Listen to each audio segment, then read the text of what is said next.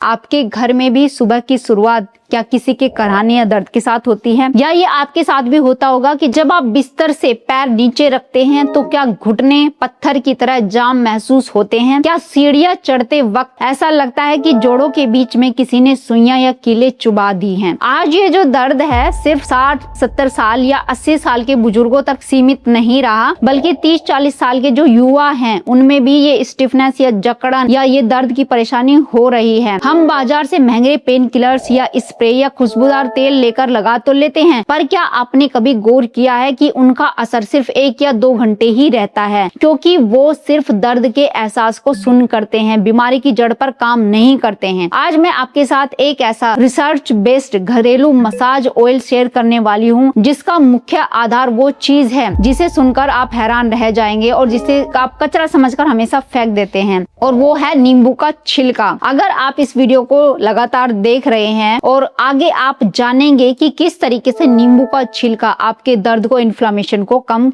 कर सकता है। इससे पहले कि मैं आपको ये तेल बनाना सिखाऊं, एक बहुत जरूरी बात आपको समझनी चाहिए। बहुत से लोग ये पूछते हैं कि जैसे ही बारिश शुरू होती है या ठंड बढ़ जाती है तो हमारे घुटने बिल्कुल बेकाबू हो जाते हैं या दर्द हमारा बढ़ जाता है। आयुर्वेद के अनुसार क्या होता है कि हमारा जो शरीर है वात पित्त कफ 3 दोषों से मिलकर बनता है। जोड़ों का दर्द जो होता है सीधे तौर पर वात दोष यानी वायु से जुड़ा होता है। बारिश के मौसम में हवा में नमी बढ़ जाती है और सर्दियों में ठंडक बढ़ जाती है। ये दोनों चीजें ही वात को बढ़ा देती है। जब वात बढ़ता है तो जोड़ों के बीच होने वाला लुब्रिकेंट जो होता है वो सूखने लगता है और हड्डियां आपस में रगड़ खाने लगती है। ठंड की वजह से हमारी नसें सिकुड़ जाती है और जोड़ों तक खून का जो दौरा होता है यानी ब्लड सर्कुलेशन होता है वो धीमा पड़ जाता है। यही कारण है कि उस वक्त साधारण तेल काम नहीं करते हैं। हमें एक ऐसा तेल चाहिए जो तासीर में गर्म हो, हमारी नसों को भीतर जाकर खोल सके और वो जमी हुई जो वायु है उसको बाहर निकाल सके। नींबू के छिलके और तिल के तेल में ऐसी चीजें होती है और जब इन दोनों को आपस में मिला दिया जाता है तो ये पूरी तरीके से वही काम करते हैं, आपकी वायु को बाहर निकालते हैं और आपकी इन्फ्लेमेशन को जड़ से खत्म करते, ब्लड का सर्कुलेशन बढ़ाते हैं।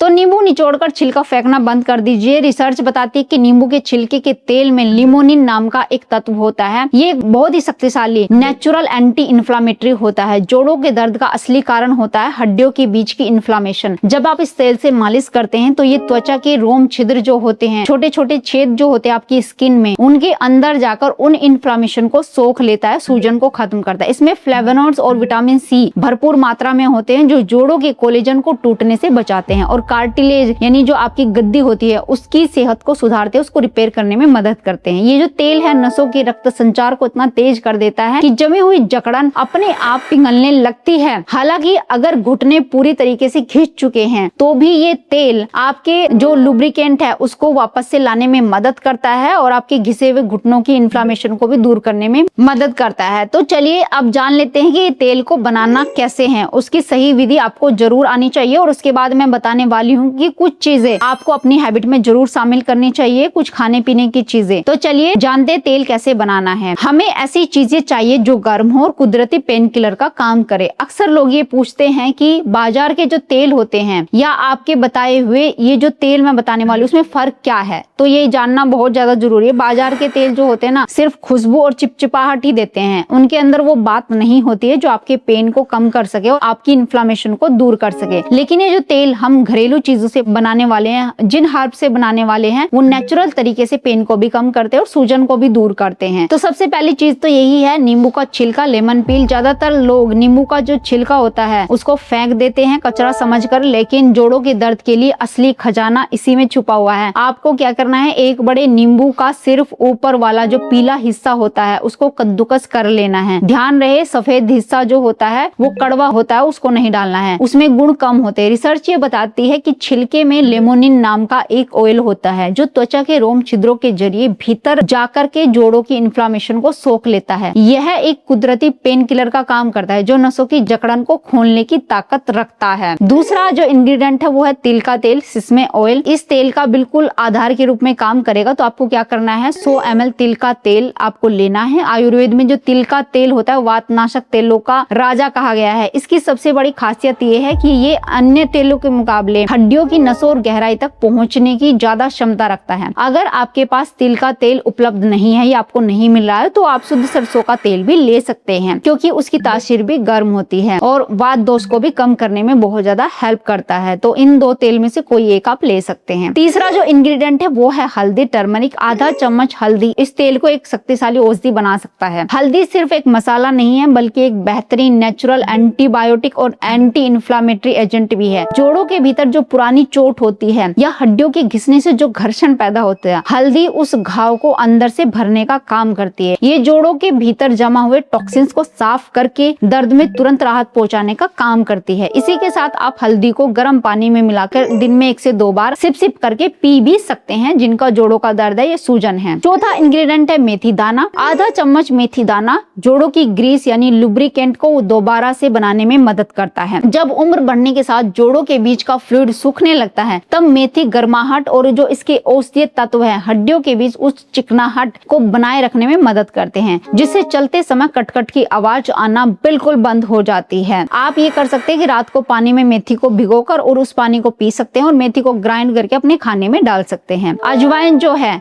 कैरम सीड इसको बोलते हैं, आधा चम्मच अजवाइन इस तेल का जरूरी हिस्सा है। इसमें भी गर्माहट होती है जो दर्द को खींचने के लिए अनिवार्य है। अजवाइन में थाइमोल होता है जो सुन पड़ी नसों को जगाता है और वात के कारण होने वाली जकड़न को तुरंत ढीला कर देता है। ये जोड़ों के आसपास रक्त संचार को बढ़ा देता है। और अजवाइन तो आप बॉडी के हर किसी पेन में ले सकते हैं, पाचन को भी बहुत तेज कर देती है, बढ़ा देती है। और एसिडिटी किसी को बन रही है तो भी अजवाइन आप चबा सकते हैं। अगला इंग्रेडिएंट है लौंग। 3 से 4 लौंग इसमें जरूर डालें। लौंग में यूजेनोल नाम का एक कंपाउंड होता है जो दांतों के दर्द से लेकर जोड़ों के भयंकर दर्द को भी शांत कर देता है। ये एक एनेस्थेटिक की तरह काम करता है जो दर्द वाले हिस्से को कुछ ही देर में शांत कर देता है। और 1-2 बार दिन में आप लौंग की चाय बनाकर भी पी सकते हैं। सिंपल पानी में उबाल के इसको पीना है। अगला है भीमसेनी कपूर। अंत में 2 से 3 टुकड़े भीमसेनी कपूर के आपको लेने हैं। ये कोई साधारण पूजा वाला कपूर नहीं है, ये असली औषधि है। कपूर का काम है तेल के औषधीय गुणों को खींच करके त्वचा की सबसे गहरी परतों तक ले जाना। कपूर तेल के एब्जॉर्प्शन को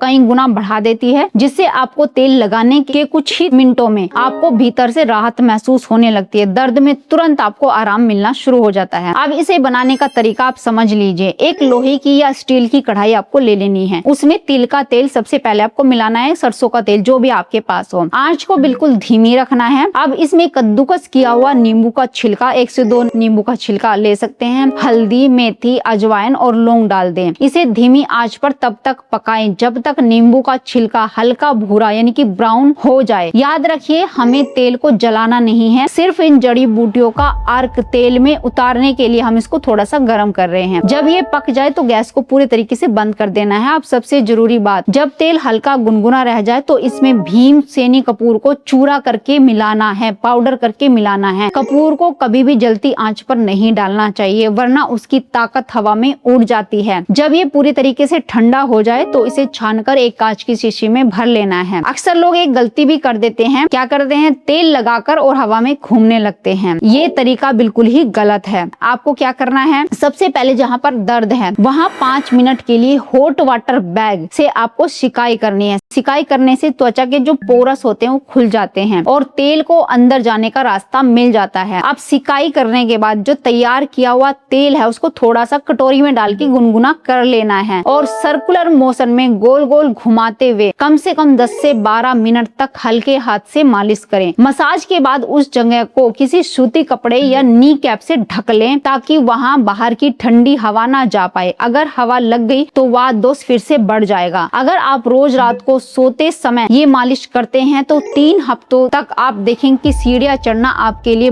बहुत आसान हो जाएगा और कितना भी खड़े होकर आप काम कर रहे हैं तो दर्द आपका नहीं बढ़ेगा। ये तेल बाहर से काम करेगा लेकिन अंदर से पोषण भी जरूरी है। जोड़ों के दर्द के मरीजों को खट्टी चीजें जैसे खास करके फ्रिज में रखी हुई दही, अचार, बहुत ठंडी चीजें जैसे कि आइसक्रीम हो गई गई, इनका बिल्कुल परहेज करना चाहिए क्योंकि ये वात को बढ़ाती है। जैसे उड़द दाल हो गई, इसका भी परहेज करना चाहिए। अपनी डाइट में कैल्शियम वाली चीजें आपको बढ़ानी है। सुबह खाली पेट 2 भीगे हुए अखरोट खाना शुरू करें चबा चबा के, ये घुटनों के ग्रीस के लिए सबसे अच्छा है। साथ ही दिन भर गुनगुना पानी पिए। शरीर में पानी की कमी भी जोड़ों की जकड़न का कारण बनते हैं। वजन को काबू में रखिए क्योंकि आपके शरीर का सारा बोझ आपके घुटनों पर ही पड़ता है और इसीलिए आपके घुटने जल्दी खराब होना शुरू हो जाते हैं। भोजन और तेल के साथ साथ रोज रात को अपने पैरों के तलवों की मालिश भी करें क्योंकि जो अंगूठे होते हैं उनके नीचे का हिस्सा जोड़ों की सेहत के लिए सबसे जरूरी हिस्सा होता है। 15 मिनट की धीमी सैर जरूर करें खाना खाने के बाद, ताकि जोड़ों में जो जाम हो जाता है वो ना हो, यानी ब्लड का सर्कुलेशन भी ठीक ठाक रहे। याद रखिए, नींबू का ये छिलका है जिसे हम अक्सर कचरा समझकर फेंक देते हैं, ये आपके घर के बुजुर्गों का या अगर आप भी 60-70 साल के हैं तो आपकी सेहत को वापस से सुधार सकते हैं। और आप चाहे अगर गर्मी का मौसम है तो नींबू के छिलके की चाय भी आप ले सकते हैं। ये भी इन्फ्लामेशन को दूर करता है, डाइजेशन को अच्छा रखता है और इसमें विटामिन सी भी ज्यादा होता है, जिससे आपके जो कोलेजन होते हैं, घुटनों के बीच में जो कार्टिलेज होती है वो कोलेजन से बनती है, तो उसकी रिपेयरिंग अच्छे से होने लगती है। तो उम्मीद है आज की वीडियो आपको बहुत पसंद आई होगी। आप लाइक शेयर भी करेंगे। अगर चैनल पे आपने चैनल को सब्सक्राइब कर लीजिए। तो फिर मिलते हैं नेक्स्ट वीडियो में, तब तक के लिए बाय,